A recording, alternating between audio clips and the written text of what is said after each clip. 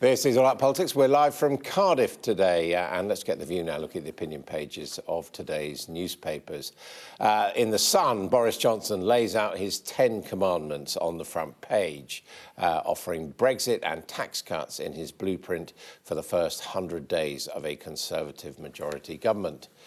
But Sherelle Jacobs in The Telegraph warns that the Tory strategy is stuck in the past. The party, she says, risks squandering the chance to make history. In The Guardian, with a week to go until the election, Zoe Williams says canvassing is now all about hope rather than changing people's minds. The Times looks at the election battleground of South Wales, claiming that the Conservatives are riding a Brexit wave here, with the Labour vote being squeezed in areas that voted leave. In the Western Mail, the M4 relief road is still a hot topic for voters in Newport, according to that newspaper. And in the Daily Mail, Henry Deed says President Trump managed to settle a score with Justin Trudeau at the NATO meeting before heading home to the US, as Team Boris let out a heartfelt sigh of relief.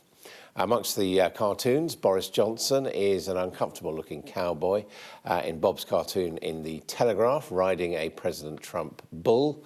And the US president declares that he loves NATO as he aims its tanks on protesters calling for his impeachment in Peter Brook's cartoon in The Times. That's the US Congress, of course. Well, joining me today to look through those are two professors, the sociologist Ashley Frawley from Swansea University and the Cardiff University academic Leighton Andrews. Welcome to you both. Now, let's start with this M4 relief road. Are you in favour of it or against it? Well, it's a very odd thing, you know, because the Conservative UK manifesto is promising to deliver the M4 relief road, but it's not in their power to do so because it's the responsibility of the Welsh government here in Wales. And the Labour-led Welsh government, of which you once member, says no. The Welsh government took a decision based on all the facts after an inquiry, and that's another issue here, really. The Conservatives are making their promise, but this would be subject to another planning inquiry. Yeah, I wonder why they would even make such a promise. I mean, first of all, they can't deliver on it, but they obviously have their finger on some pulse. And I think that what they're banking on is that Labour policies in this area seem a bit out of touch with everyday people.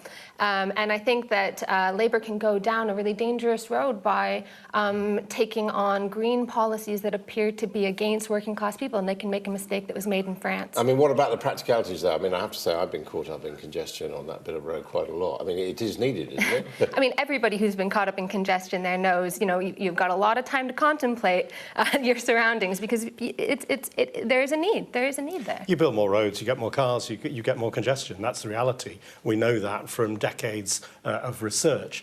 There is no simple solution to this. We've got to get more freight off the roads. We've got to get more people onto trains and public transport. So you're against? On balance, I want to see an integrated transport system. That means more investment in public transport.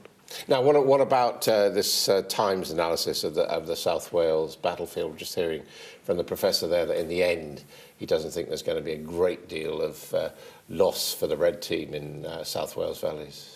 Oh, I think that this really speaks to a problem that Labour has brought upon themselves by not taking a strong stance on leave. They've really lost an opportunity to, you know, champion Lexit, you know, a left-wing Brexit, offer people a left-wing option. What's happening now is a Tory victory is going to be read as a confirmation of the fact that Brexit is just a right-wing, xenophobic preoccupation, and it's going to give a mandate to those policies. What Labour did is they gifted their leave base to the Tories. Well, Labour should have come out strongly for Remain. That's the reality. And Labour has lost a lot of Remain supporters. It's been ambiguous on Brexit, and that's been part of the problem. It's got itself into a position where it says it will negotiate a better deal, then not campaign for it in a referendum. It should have come out firmly in favour of people's votes. But, I mean, there is this problem, you know, including here, Labour heartlands, you know, for generations but they voted Leave, and that left Labour with a big dilemma, some did, doesn't it? some didn't, but most Labour voters are Remain voters. That's the reality of, if you look at the Labour voting base. Cardiff here is a Remain city. It voted 60-40 to Remain. That's the reality Labour has to deal with. I think the failure to take a strong stance on this and to take a clear stance is what's damaging Labour. Because they expected that the Lib Dems would pick up that strong Remain vote, but they lost on that gamble because Joe Swinson's weird narcissistic campaigning has been completely rejected. And actually, as ardent as Remainers are, people actually aren't on side with totally revoking Article 50. So I think by trying to pander to a very loud what is perceived as a very loud Remainer kind of establishment, they've completely alienated their traditional voting base, and they are going to see some losses. Now, front page of The Sun, we've got these 10 pledges, 10 commandments, and the plans for the first 100 days. I mean, you've been in politics a long time. How do you evaluate those? Well, I think it's really interesting. The Sun says that Boris Johnson is promising tax cuts of £85. The Telegraph says he's promising tax cuts of £200. I guess that's because the Telegraph is read by higher earners who will benefit more from Boris Johnson's policies. I think that these 10 commandments are really, really worrying and really speak to this, that there is no left-wing Brexit option. And so Well, these are Tory options. No, but what I'm saying is that this is what's going to happen now. Brexit meant Brexit. People wanted Brexit. This desperately trying to hold on to the past has been a huge lost opportunity. So now there is no option. So if you basically alienate 17.4 million people and you offer them only this xenophobic, like, let's bring in an Australian-based, Australian-style points-based system, which, by the way, we already have. On immigration, yeah. For non-EU people, you just bang on and on about like a hostile environment, when actually those are policies that the human side of it, when people hear about what that actually means, is horrible. So Labour should have had the confidence to put out a strong Lexit option that meant a more humane immigration policy. Well, if you look at the pledges on The Sun, he's saying, well, we'll charge migrants more for health services. What that means, of course, is that EU states, after Brexit, if it happens, will charge Brits more for healthcare when we are going overseas. And this is just one side of the argument. It's typical. The Sun has come out in support of its favoured candidate, but you can see the contradictions running all the way through the Tory policies. And what about the confidence that it shows? A week to go until polling day. Is it a good idea to sort of take victory for granted almost?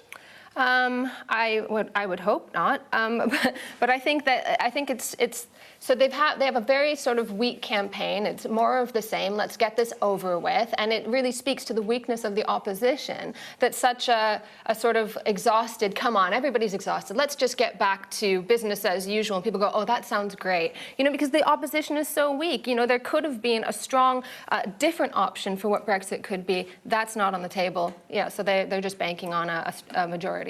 And they probably will get it. What's your feeling UK-wide? Are we heading towards a Conservative majority government? I think historians will look back at this as an election in which lying became the norm in British politics. We're back to 19th century standards of decency, honesty and truth in politics, and that's deeply depressing all round, I think. The biggest lie of all, of course, is get Brexit done. You can't get Brexit done by voting Conservative. On 12th of December, there'll be more and more months of negotiations. Once we got past the withdrawal agreement, we'll be on to the trade agreement. That's going to take ages. Ashley? Well, I think it means the end of business. It should mean the end of business as usual, that people don't want that kind of slick PR. People have been lying for a long time in politics. They just did it in a really slick way, chasing the latest focus group and so on. And people are done with that. And policymakers are just desperately trying to hold on to that. And even Boris and Trump and their terrible sort of unkempt sort of look, and people are so embarrassed by that, and it is embarrassing. We have to actually wonder at the indictment of politics that represents, that somebody who looks so disheveled actually can come across as charming because it looks real. I mean, because politics for a long time has just been this PR episode, and people look at something like that and they think, well, it's something different. Well, that really tells us, well, maybe we should do something different that involves actually talking to people instead of don't brush your hair. That's what politics has become. Well, it's been a pleasure talking to you both. Thank you very much indeed. You're watching All Out Politics. Coming up next.